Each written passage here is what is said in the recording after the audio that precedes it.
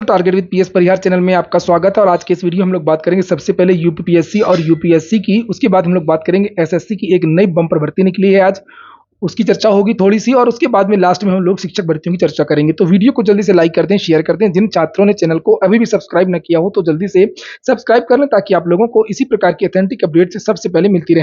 चलिए बात करते हैं यूपीपीएससी की। आरओ एआरओ एग्जाम कब तक होगा, चूंकि एक नोटिस जारी हुई थी कुछ दिन पहले जिसमें यह जानकारी दी गई थी कि समीक्षा अधिकारी सहायक समीक्षा अधिकारी भर्ती का जो विज्ञापन है वो 181 पदों पर आएगा माह अक्टूबर के प्रथम सप्ताह में। तो विद्यार्थी पूछ रहे थे कि सर इसकी परीक्षा कब तक हो सकती है, तो जो जानकारी निकल करके आ रही है कि उत्तर प्रदेश लोक सेवा आयोग इसकी परीक्षा भी जल्द करवाएगा। समकक्ष आर्थ का विवाद था, नहीं तो इस भर्ती को बहुत जल्द कंप्लीट करना था। सचिवालय से कई बार पत्र भी भेजे गए, शासन की तरफ से भी दबाव था, लेकिन वो मात्र आर्थिक विवाद की वजह से अर्थ विवाद समाप्त हो गया है। इसका विज्ञापन आपका अगले महीने जारी हो जाएगा। अगले महीने के फर्स्ट वीक में इसकी जो परीक्षा है, तो जानकारी निकल करके आ रही है कि अक्टूबर में विज्ञापन और दिसंबर में परीक्षा। अगर सब कुछ ठीक ठाक रहा तो दिसंबर के लास्ट में जो उत्तर प्रदेश लोक सेवा आयोग ने एक कैलेंडर जारी किया था जिसमें कुछ आरक्षित तारीखों के बारे में जानकारी दी। जैसे आप लोग देख सकते हैं यहाँ पर ये आरक्षित तारीखें थी, ये तारीखें, और इसमें से एक तारीख है 19 दिसंबर। तो चर्चाएं 19 दिसंबर को लेकर के भी हैं, लेकिन पूरी तरीके से अभी श्योरिटी नहीं। ये डिपेंड करेगा कि कितने विद्यार्थी आवेदन कर रहे हैं, परीक्षा केंद्रों को बनाना होगा, बहुत सारे काम करने होते हैं। तो अगर ये परीक्षा दिसंबर में नहीं हो पाई तो लगभग आप मान करके चलिए कि 100% जनवरी के महीने में आपकी परीक्षा हो जाएगी। इसलिए आप लोग अब जो है विज्ञापन तो आपका आ ही रहा है, इसमें कोई दुविधा नहीं है। कंपटीशन बहुत तगड़ा है, काफी दिनों बाद ये भर्ती आ रही है, इसलिए आप लोग अपनी तैयारी करना अभी से शुरू कर दीजिए, सामान्य अध्ययन और हिंदी दोनों की एक साथ। वहीं पर बात करें कि उत्तर प्रदेश लोक सेवा आयोग पीसीएस 2024 प्रारंभिक परीक्षा का जो विज्ञापन है वो कब तक जारी होगा, तो इसका विज्ञापन भी आपको जनवरी के महीने में देखने को मिल जाएगा। पिछली बार देरी मात्र बदलाव की वजह से हुई थी, क्योंकि वैकल्पिक विषय को हटाया गया और उसमें यूपी स्पेशल का पेपर 5 और 6 जोड़ दिया गया। केवल इसकी वजह से थोड़ा सा देरी हुई थी, और कुछ पदों वाली बात भी थी, पदों का अधियाचन भी पर्याप्त नहीं आ पा रहा था, उसके लिए भी इंतजार किया गया, लेकिन तब पर भी पद पूरे नहीं आ पाए। समकक्ष अर्थ विवाद को लेकर के प्रारंभिक परीक्षा भी हो गई। तो इस बार लोक सेवा आयोग जो बड़ी भर्तियां हैं, जैसे पीसीएसजे को आपने देखा 8 महीने के अंदर पूरी कर दिया, 48 घंटे के अंदर इंटरव्यू के बाद परिणाम जारी कर दिया। इसी प्रकार से उत्तर प्रदेश लोक सेवा आयोग को जो पीसीएस का जो विज्ञापन जारी होगा जनवरी के महीने में, उसकी जल्द प्रारंभिक परीक्षा और जल्द ये भर्ती भी पूरी होगी, और पीसीएस की परीक्षा को भी 8 महीने के अंदर पूरी करने की योजना है।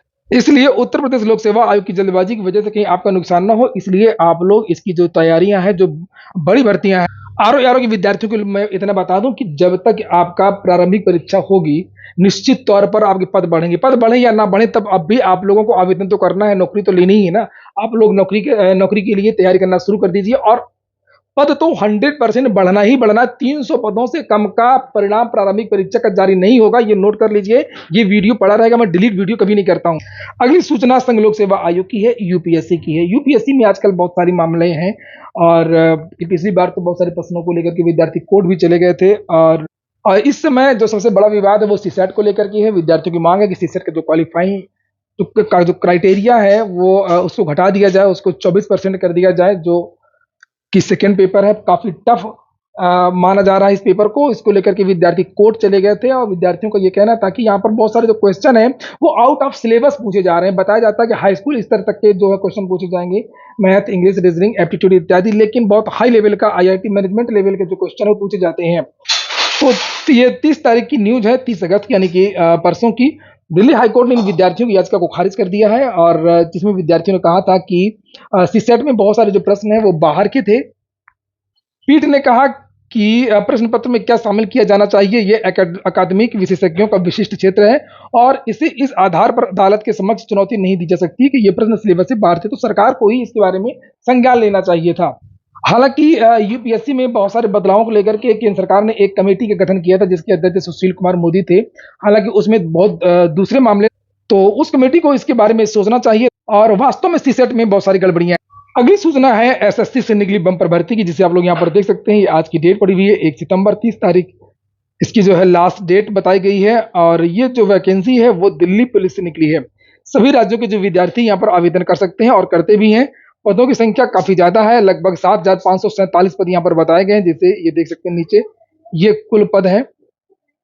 ये देखिए, पे लेवल 3 है, 21,700 से लेकर के 69,100 रुपए तक मिले, और कांस्टेबल मेल के ये पद हैं, और नीचे कांस्टेबल फीमेल के ये पद हैं। 18 से 25 के बीच के जो युवा हैं वो इसके लिए आवेदन कर सकते हैं। अगर एजुकेशनल क्वालिफिकेशन की बात करें तो 10+2 एजुकेशनल क्वालिफिकेशन यानी 12वीं पास होना चाहिए। लिखित परीक्षा और फिजिकल के आधार पर ये भर्ती होगी। 100 नंबर के 100 क्वेश्चन यहाँ पर पूछे जाएंगे। नीचे सिलेबस भी दिया हुआ है जिसे आप लोग यहाँ पर देख सकते हैं। फिजिकल इफिशियंसी टेस्ट के बारे में नीचे जानकारी दी गई है कि 30 साल तक के जो युवा हैं उनको 6 मिनट में उन विद्यार्थियों को 1600 मीटर की दौड़ लगानी है और लॉन्ग जंप 14 फीट। 30 से 40 के बीच की जो युवा है उनको 7 मिनट में लगानी है। 40 साल से ऊपर के जो लोग हैं उनको 8 मिनट में लगानी है। एज मतलब बहुत सारे लोगों को छूट भी दी जाती है, इससे यहाँ पर ये ऐसा लिखा हुआ है। 170 सेंटीमीटर की हाइट होनी चाहिए। तो अगर आप लोग योग्यता रखते हो तो एसएससी की जो ऑफिशियल वेबसाइट है वहां पर जाकर के आप लोग ऑनलाइन आवेदन कर सकते हैं। बात होगी नई प्राथमिक शिक्षक भर्ती।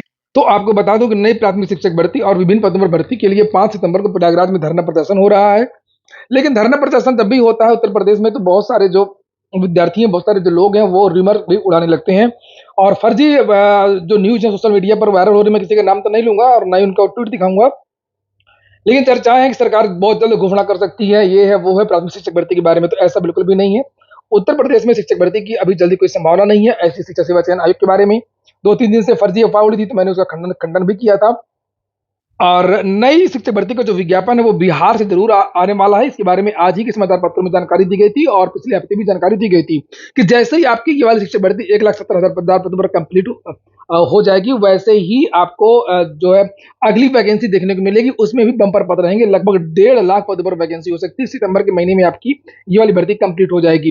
इसको लेकर के बिहार सरकार की तरफ से एक जो है पत्र भी भेजा गया है सभी प्राचार्यों को, जिसे आप लोग देख सकते हैं। बिहार सरकार शिक्षा विभाग की तरफ से राज्य के प्राथमिक, मध्य माध्यमिक, उच्चतर माध्यमिक विद्यालय 31 अगस्त ये कल ही ये पत्र जारी किया गया है और इसमें डाटा मांगा गया है, रिक्त पदों का ब्यौरा मांगा गया है कि कितने विद्यालय हैं प्राथमिक के, माध्यमिक के और कितने अध्यापक काम कर रहे हैं। इस तरीके का जो ब्यौरा है वो मांगा गया। ये देख सकते हैं दैनिक भास्कर की न्यूज है। अलीका शिक्षक भर्ती का दूसरा चरण साल के अंत तक आएगी।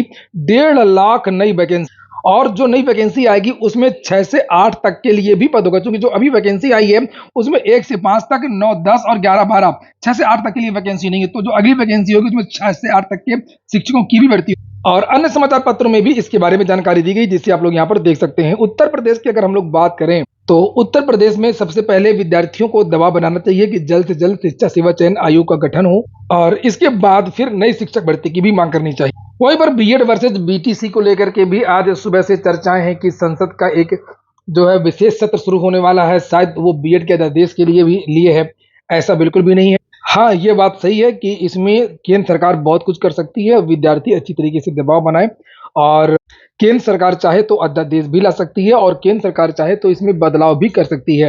ये विशेष सत्र किस लिए हो रहा है उसके बारे में यहाँ पर जानकारी दी गई है और ऐसा लगता है कि शायद ये जो विधेयक हैं यही पेश होंगे, जिसके बारे में यहाँ पर जानकारी दी गई है कि लोकसभा का चुनाव, विधानसभा का चुनाव, स्थानीय चुनाव एक साथ और लोकसभा, राज्यसभा, विधानसभाओं में प्रत्यक्ष रूप से निर्वाचित होने वाले सदनों में महिलाओं के लिए आरक्षण का विधेयक भी ला सकती है। तो संविधान संशोधन विधेयकों को लेकर के चर्चा और जो एनसीटीई क्या कर रही है इसके बारे में जानकारी यही मिली है कि एनसीटीई अभी केंद्र सरकार के साथ में विचार विमर्श कर रही है और विचार विमर्श करने के बाद में फिर वो एक नोटिस जारी करेगी। आज की वीडियो में इतना ही। एक जानकारी और छूट गई थी इस बुक्स के बारे में, वो ओसवाल बुक्स के बारे में जो मैं बताना चाह रहा था कि ये जो बुक्स हैं सॉल्ट पेपर की ओसवाल बुक्स, ये इंग्लिश मीडियम के साथ साथ में हिंदी माध्यम में भी आती हैं।